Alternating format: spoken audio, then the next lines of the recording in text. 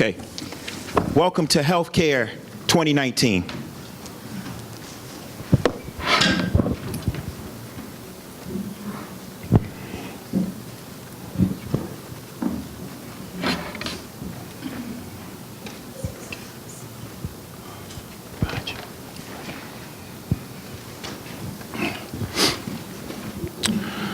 Ms. O'Rourke, thank you for coming for our third appointment.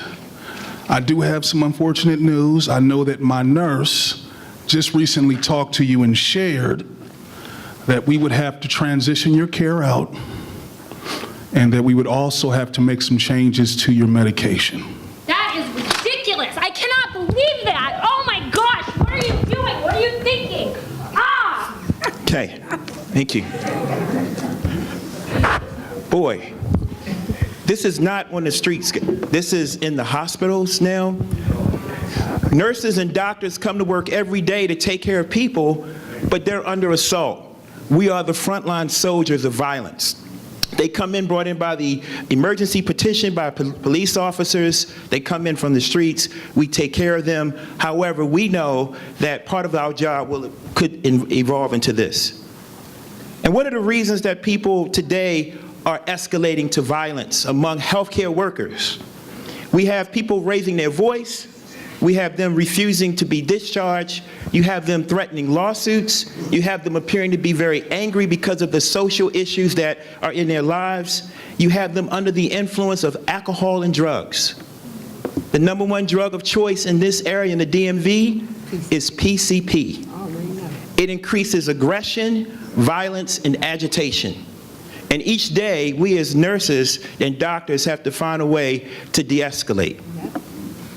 So we do have some tips and choices that we will give you today, and hopefully from this presentation, you'll walk away with some of the things that you can do if this becomes your world. First of all, we want to talk about respecting personal space. James, you want to stand up for a minute? What is a personal space that's safe if engaging someone that potentially could be violent? So why don't you show us what's an intimate space, James, and what's a personal space? So that's considered intimate space, right? If someone is becoming violent, you might want to back up, okay? That's pretty much a safe space. Now I want you to demonstrate, how would you stand if someone was to come at you with an act of violence? Okay, go ahead. You want to turn more sideways to an individual once violence is close to commencing or you are in danger of being harmed physically.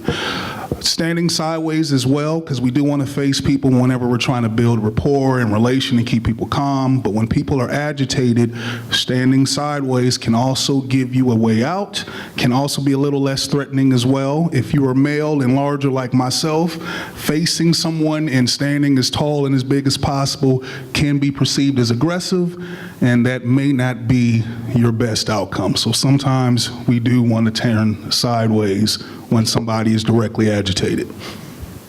Okay, what about empathy and listening? Is that important if someone is becoming angry? What's your thoughts?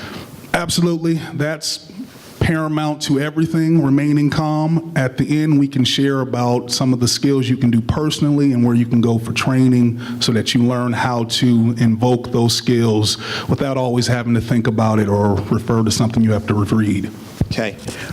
What if she wanted to tell you how angry she was with you? Do you give her a chance or do you shut her down? Yes, you definitely want to give people an opportunity to share in venting. I would say this should be caveated with whatever your professional location is or your relationship with that person, because it does need to be an appropriate space and conversation. So yes. Okay, so now let's deal with the violence when it comes. Why don't you hold this? Yeah. Okay, probably keep it to us. So let's stand this way so you can see us. So let's say James was to grab me. He's a pretty big guy, right? So he grabs my wrist. How would I get away from this? Do I just pull away this guy? I may not have the strength, right? So what could I do to get out of this? So what we do in the hospital is that we teach something called CPI, Crisis Prevention Institute. It tells us how to get away when we're being attacked. So in this episode, I would pretty much push into him, use my voice as a weapon and say, help! Get away and run. Right. Because you got to get help. You got to get out of this, what's happening. And that's what we teach. Let's do that again. Audience can see. I'll do it in slow motion. Kind of pull into him, say, help, and then run away. Okay, that will, at least you can get help and support. Let's say he wants to grab my vest or my shirt. So people like to grab shirts, right? That's what they do before the punch comes. So what could I do to get out of this? Okay. So I could use and leverage, again, pulling into him, help, and get away. Okay, let's do that again in slow motion. Help, get away. The minute he gets the fist is coming. So you got to get away and survive the next day. Training-wise, this is called the block, scream, and run technique. Correct. All right, now what if the punch comes? This isn't something that happens, right? Someone is throwing a punch. What do you do to survive that? So why don't you try to punch me, James? Not really, but right. Help, block. Don't let them punch you. Use your hands as a weapon, as a defensive mechanism. Let's try that again. Help, and run. Because I know that you're stronger than me. I got to get out of there. I got to get help. Okay? Let's say kick. Let's say we try to do a kick. I'm going to try to kick you. So you kick me. Help! And block. Run and get away. Use your voice as a weapon. Your biggest weapon is your voice. Scream for help and run away. Okay? All right. Thank you, guys.